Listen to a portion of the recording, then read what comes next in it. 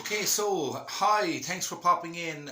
Looking forward to speaking about this cold water therapy.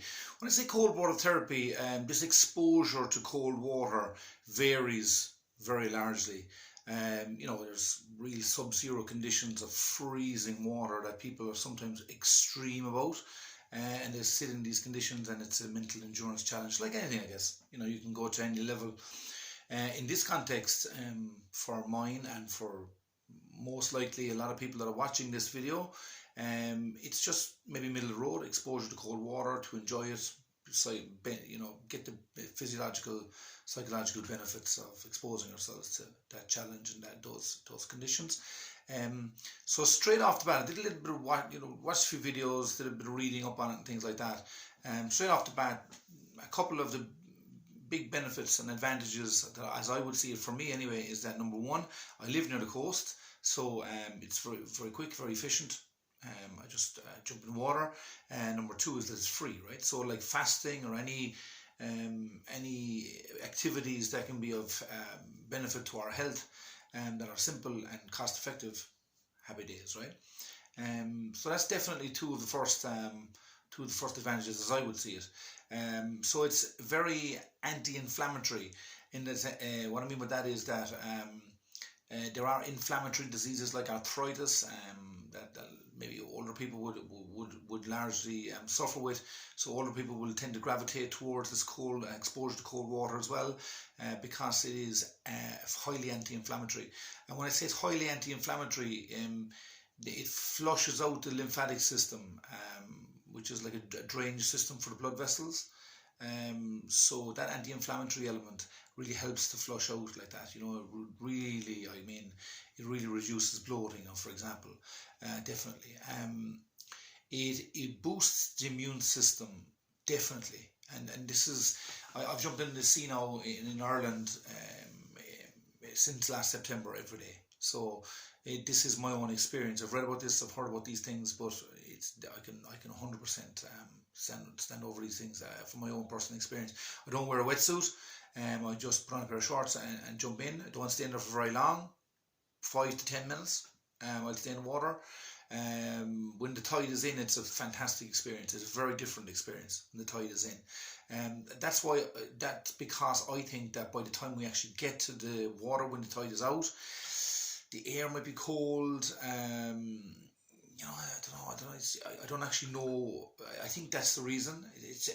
It's like walking into a bath of water to here. When you just walk in, you just get changed. You're quite warm. You get changed, and you're right in the water. Whereas when the tide is out, you get changed. You walk out in the air cold, and then when you're in the water, you have to walk out further again to get into some depth.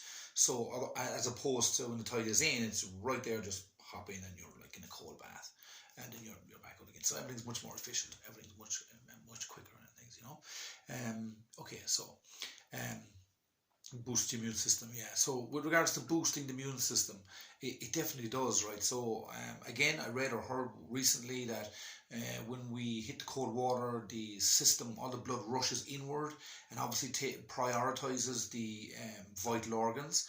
So when that blood rushes in, the immunity goes into shock, and then when we come out and when we get dry and we get warm, that blood starts to flow back around the system again, out to the extremities. So at the beginning, for the first few months, my fingers and hands and feet were frozen, really kind of like sore cold. But that doesn't happen anymore, and that didn't happen after a few months. But it definitely, you can feel the system rebooting, and so it definitely boosts that immunity. Okay. Also, the next thing is that it is like an alternative to certain little hits we get in our lifestyle, in our day to day. For example, coffee or blood sugar hits and things like that, because there's a release of endorphins, and it's like a happiness hit. It's like such a sense of accomplishment, such a sense of, when we come out, it feels great that we did it. So it definitely replaces certain maybe habits that wouldn't be necessarily the healthiest. Okay, now, so for me, the biggest benefit has been with regards to the mental side of it, psychologically, right? At the beginning, there was that little man who was saying, "Oh, it's very cold. I can't go in there. I can't." So to just overcome that, right? It definitely builds and mental resolve, definitely. So I think that's been researched now a lot as to how we can be contributing, how we can help to treat depression, things like that, those release of endorphins, but also the mental fortitude that's built to overcome the conflicts. So then, of course, after the swim, anything, or when we're in the water, or when we come out, everything that seemed like a big problem, it just doesn't seem in any way as severe or intense as it was before the swim. So that's definitely the psychological, mental health benefits of it right there. It is an all-immersing, mindful experience, and to the point that nothing else really seems to be that important. So to go over that as well, there's a real sense of pride and accomplishment in it. So it's fantastic, right? I'm a big exponent of it. There's a guy, Wim Hof, who is now world renowned for his work that he's done on educating people on the benefits of exposure to the cold water, cold, icy conditions, things like that. He's well worth checking out, Wim Hof, WIMHOF.